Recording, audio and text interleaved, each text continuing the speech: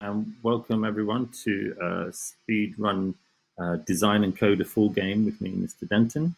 And just to recap, we are looking at this game, which is inspired by the scene in Kung Fu Hustle, where the hero is being attacked from all sides by different enemies, and he has to spin around and fight them off one by one. So just to remind you where we were last time, we've added our hero to the center. We've added an enemy to the outside. We can rotate our hero. Our enemy will generate somewhere along the bottom of the screen, and we'll point towards our hero and try and attack him. Okay, so today's speedrun is really about how can we use code to be more efficient. Okay, so at the moment, here is our enemy. Okay, so I'm just going to organize my code a little bit better. So my enemy code is together. So I've got my hero and my enemy code. Now let's say I want to have more than one enemy because it makes sense. The scene in Kung Fu Hustle has lots and lots of enemies in it, and they're all attacking from different directions. So we need more than one enemy. Otherwise, it's not going to be a very good game. Well, we could just copy and paste our code. Okay, so we've got one enemy. Let's call that enemy 1. Let's call this enemy 2. And we can keep going.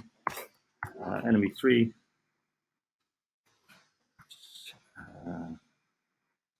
Enemy 3. And enemy 4. So we can just copy and paste that code, basically. So we've got one enemy. We copy and paste, and we can add those in. Now, these will all appear on the bottom of the screen. So let's imagine I want my number 1 to be on the bottom. My Y is going to be 380. How about number 2? I actually don't want it to be on the bottom. I want it to be on the left-hand side of the screen. So the X is going to need to be consistent. Actually, the X coordinate is going to have to be static. So we just want it to be on the left-hand side of the screen. So the X is going to have to be something small, like 20. So 20 pixels in, and the Y coordinate is going to be random. So that will put it somewhere on the left. Now let's say we want it on the right. We can put it at 380. Remember, the screen is 400 pixels wide. And then we can make that random. Okay, so using our X coordinate. So this is the left-hand side of the screen.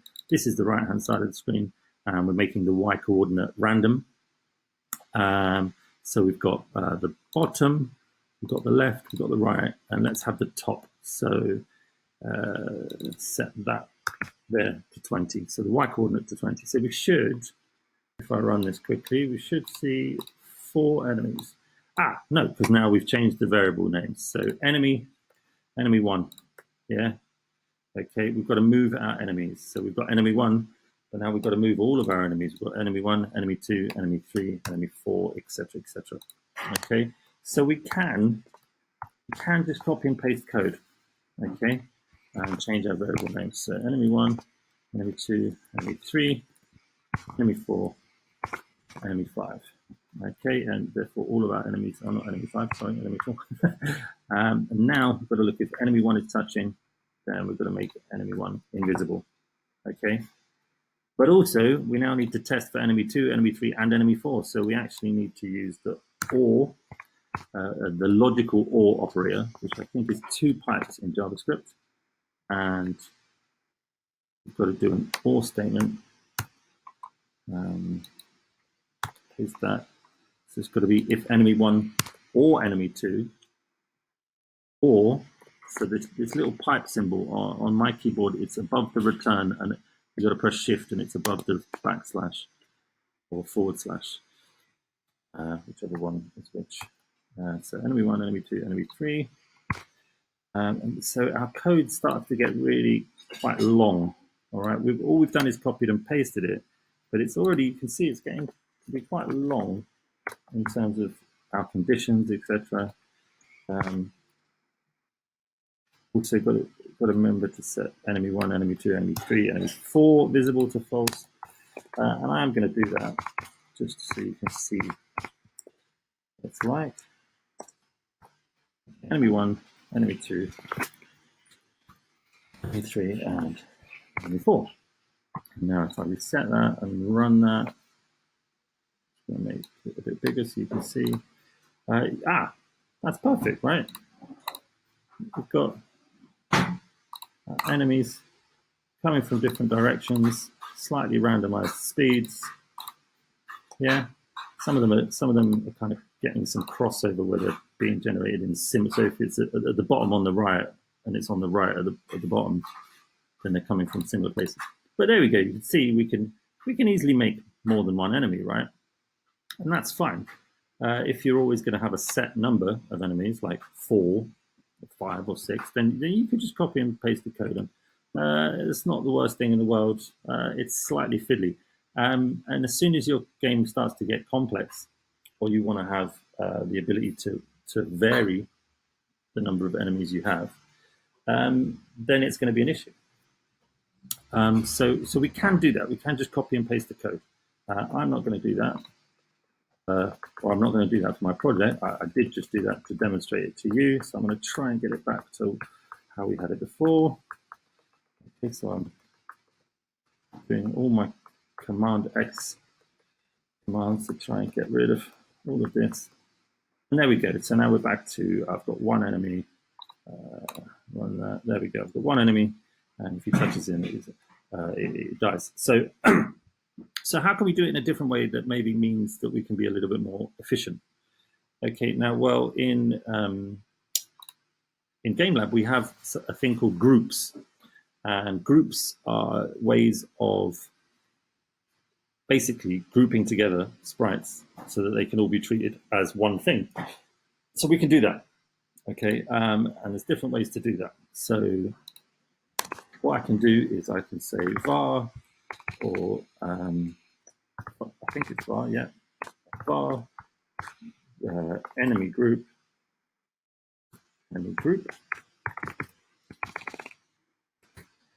yeah, is equal to create group. There we go.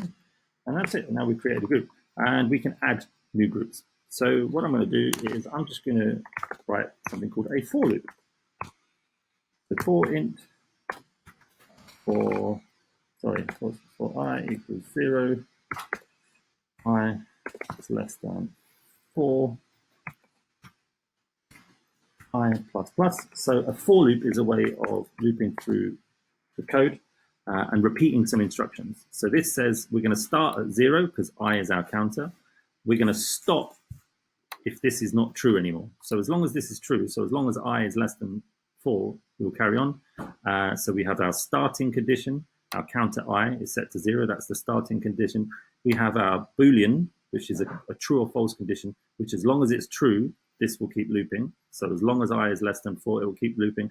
And I++ means every time we go through this loop, we just want I to go up by 1. Okay, and then we can move this code, the creating of our enemy, we can move it into here. Yeah. So what we can do, we can just do enemy group dot add. Means we're going to add the sprite to our enemy group, and we're just going to create a new sprite using this code. Yeah, and we're going to set that sprite's animation. So, okay, just making this a little bit smaller so you can see what I'm doing. Okay, so we're creating a sprite, and at the same time we're setting its animation to enemy, and at the same time we're adding it to our enemy group. Now, I've never done this before, so I'm hoping that works. You can only add sprites to a group. Okay, that's cool. It means I can't set my animation within there. But what I can do is I can use the group function. So set animation. I think I can set animation each, right? yeah, set animation each. So that sets each of the animations to enemy. Yeah, and that will set all of my enemy sprites to, okay, what's that say? Enemy group, of course. Okay, so this is actually, it is more complicated than just copying and pasting the code, but in the long run, it should make it easier to manage. So we do enemy, set speed, and direction. Okay, so now what we need to do, because we've got more than one enemy, and we've got them in a group, we need to treat each sprite in the group separately. Okay, so I can do a for loop. Okay, and I'm just going to use this one because I still need to do it 4 times. So move enemy, put it in a for loop, and what I need to do is I need to get each enemy separately. Okay, so the first thing I'll do is I'll say var enemy equals enemy group dot get, and I'm going to give it the index. Okay, because as I add enemies to the group, they get put in at a particular position. So the first position will be 0, second position 1, 2, 3, etc., etc. Now, if I put this inside the loop, and what I'm saying is give me the sprite at the counter position. Yeah, and we're going to set that to our enemy variable. So now this gets the first sprite, then the second time through the loop, we'll get the second sprite, and it will set its speed and direction to hopefully to point to our hero and move it. Now I need to do some editing here as well, because we no longer have our enemy, we have our enemy group. Okay, so see, just like a sprite, a group has an is-touching function. Okay, also we're going to need a little for loop here so we can set all of our, so we basically just need loops. If we've got groups, we need loops.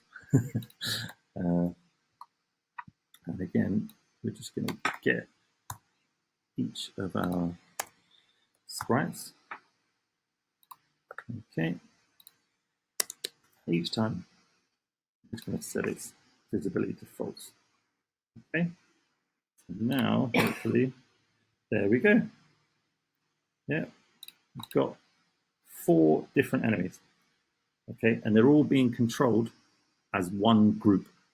Okay, we are having to control each sprite separately. But let's say we didn't want 4 sprites. What we could do is we could say enemy number, yeah, and so var enemy number, let's say it's 10. Yeah, let's say we don't want 4. Let's say we want 10. We just put that into our for loops. Instead of going I up to 4, we're going to do I up to whatever our enemy number is. Yeah, and we can do that here as well, and here as well.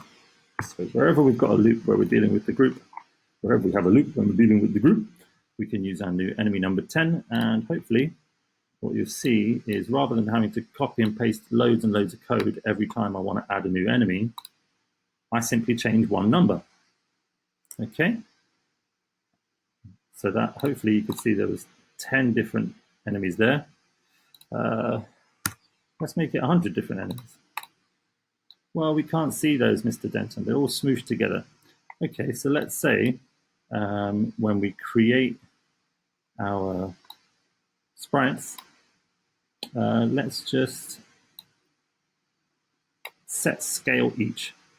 Let's do something so we can see these 100 different enemies. Okay, enemy group set scale. Let's make it 0.2.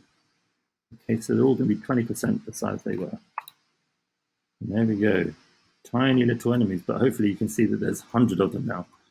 Okay, maybe I don't want 100, but the simple fact that I've used a group and a loop.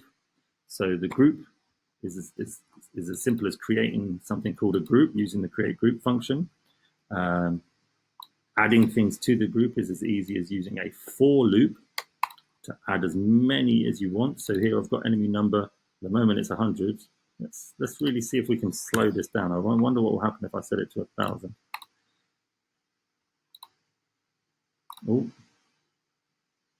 Oh, okay.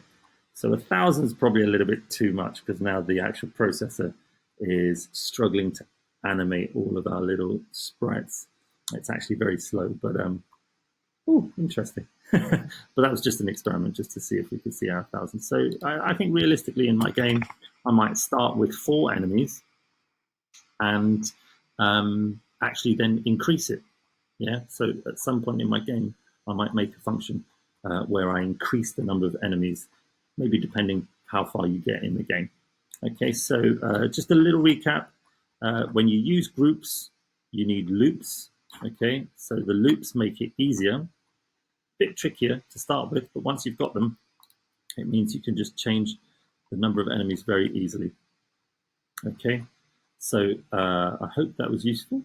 We learned 2 new things today in this speedrun. One is creating groups and adding sprites to the group, and using for loops to control each of our group sprite functions. Okay. We also realized that groups have their own functions like set animation each, set scale each. They've also got lots and lots of other different functions, hopefully to make it easier for you to work with lots and lots of different sprites in Gamelab. Okay, I hope that was useful.